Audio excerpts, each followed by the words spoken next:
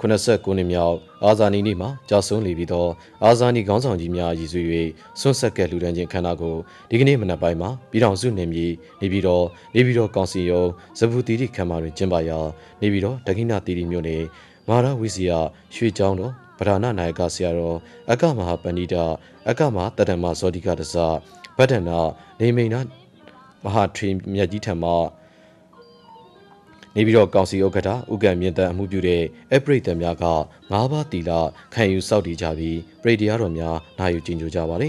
ဆက်လက်ပြီးနေပြီးတော့ကောင်စီဥက္ကဋ္ဌနှင့်အဖွဲ့သည်ဆရာတော်တန်ဃာတော်များအားလူပဲဝိထုပစ္စည်းများစက္ကပ်လူဒန်းကြပြီးလူဒန်းမှုအစုစုတွေရေစက်သွင်းချအမျှပေးဝေကြပါလေ